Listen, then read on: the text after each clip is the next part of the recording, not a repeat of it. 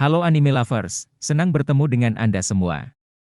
Pada video kali ini, kita akan membahas film serial anime One Punch Man. Pada video sebelumnya, bersama Genos, Saitama mendaftar menjadi anggota Asosiasi Pahlawan.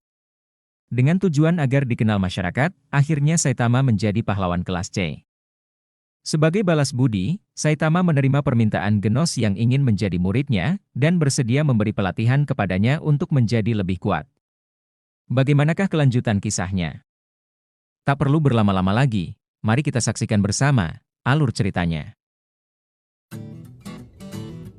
Sudah 5 hari berlalu sejak Saitama resmi menjadi pahlawan kelas C, namun belum sekalipun ia turun tangan memberantas kejahatan. Kesunyian ini membuatnya terlihat santai, tapi Genos, murid setianya, menyampaikan kabar penting. Ia memberitahu bahwa pahlawan kelas C yang tidak bertugas selama seminggu akan dihapus dari keanggotaan Asosiasi Kepahlawanan. Kabar ini membuat Saitama tersentak. Tanpa banyak berpikir, ia langsung mengenakan seragam khasnya dan bersiap untuk beraksi. Sebelum berangkat, Saitama sempat menasihati Genos. Ia menegaskan bahwa Genos, sebagai seorang cyborg, tidak perlu bersusah payah melatih tubuhnya untuk menjadi kuat.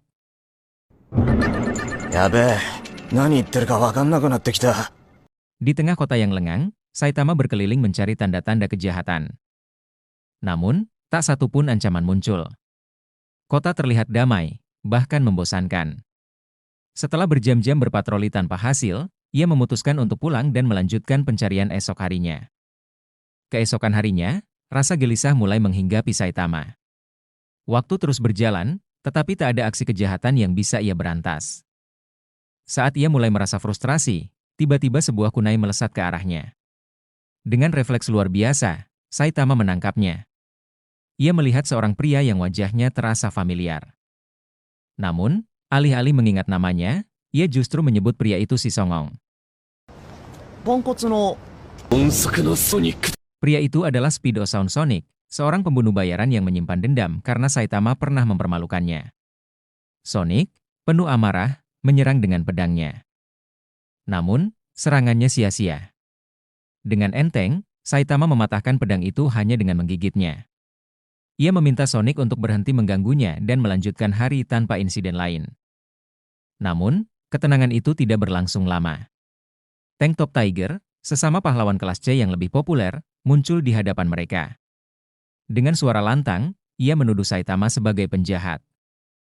Kebingungan Saitama memuncak, tetapi sebelum ia sempat menjelaskan, Sonic melancarkan serangan mendadak pada Tank Top Tiger. Ledakan bom shuriken membuat Tiger, bobo cantik di tengah jalan. Sonic beranggapan bahwa dengan menyerang pahlawan lain, ia bisa memancing Saitama untuk bertarung. Tanpa ragu, ia melancarkan serangan bertubi-tubi. Namun, tak satu pun senjatanya berhasil melukai Saitama.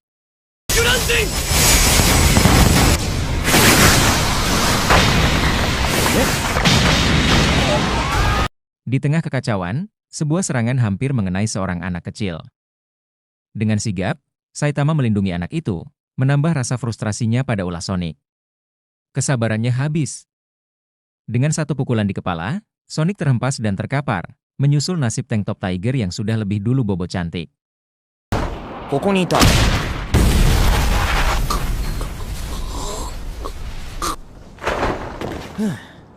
Sementara itu, di markas Asosiasi Pahlawan, suasana berbeda terjadi.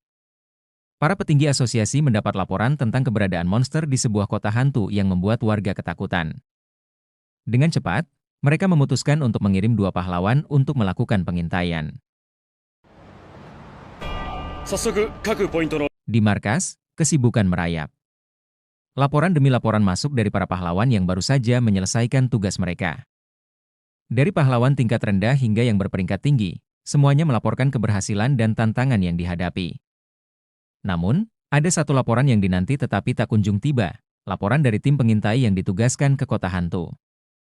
Di kota yang sunyi mencekam, pahlawan kumis pegas dan bola emas menjalankan tugas pengintaian mereka. Kota hantu, yang dulunya ramai, kini hanya menyisakan kehancuran. Tidak ada kehidupan, hanya keheningan yang terasa berat. Kedua pahlawan itu bergerak hati-hati, memeriksa setiap sudut hingga langkah mereka terhenti di depan sebuah lubang besar yang menganga di tengah jalan. Tiba-tiba, kesunyian dipecahkan oleh pergerakan samar di belakang mereka. Kedua pahlawan segera bersiap, mengikuti jejak gerakan itu dengan sigap. Di hadapan mereka, muncul sosok mengerikan, monster kelp dengan tentakel menjuntai, sumber teror yang mengubah kota ini menjadi kota mati. Tanpa ragu, bola emas mengangkat senjata ketapelnya, melepaskan serangan yang melesat cepat ke arah monster. Namun, usaha itu sia-sia. Monster itu dengan mudah mematahkan serangan tersebut dan berbalik menyerang. Tentakel besar melesat, menangkap kaki bola emas, lalu membanting tubuhnya ke tanah dengan keras. Bola emas terkapar, tak berdaya. Sementara itu, kumis pegas segera mengeluarkan senjata andalannya. Dengan cekatan, ia menangkis serangan monster, lalu melancarkan serangan balasan. Pegasnya melesat cepat, namun monster itu terlalu gesit, menghindari semua serangan dengan mudah. Sadar bahwa situasi semakin berbahaya, kumis pegas mengaktifkan alat komunikasinya, mengirim pesan darurat ke markas. Di markas, peringatan itu segera memicu respons. Koordinator menugaskan pahlawan terdekat untuk memberikan bantuan. Namun, waktu tidak berpihak pada kumis pegas. Setelah pertempuran sengit, ia mulai kehilangan tenaga. Monster itu mendesaknya hingga ke titik tak mampu lagi bertahan. Ketika monster itu mengalihkan perhatian, seolah-olah menyadari sesuatu, tampak seorang pria mendekat. Sosok itu adalah Saitama, yang sedang berjalan santai dengan kantong belanja di tangannya, baru pulang dari pasar. Tanpa sepatah kata, monster itu langsung menyerang. Tapi dalam sekejap mata, semuanya berakhir. Di rumah Saitama, Genos sibuk merebus kelp di dapur. Ia melirik ke arah pintu, terheran-heran dengan tumpukan kelp yang begitu banyak. Ketika bertanya, Saitama hanya menjawab santai bahwa ia mendapatkan diskon besar di pasar. Di tempat lain, dua pahlawan, bola emas dan kumis pegas, terbaring di rumah sakit, selamat meski luka-luka. Saat diinterogasi, mereka hanya bisa menceritakan bahwa monster itu tiba-tiba menghilang ketika mereka kehilangan kesadaran.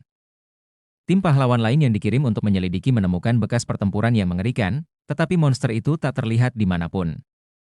Namun, meskipun monster kelp telah dikalahkan secara diam-diam oleh Saitama, ancaman lain yang lebih besar masih mengintai di luar sana, menunggu untuk muncul di tengah kegelapan. Dunia tetap belum aman.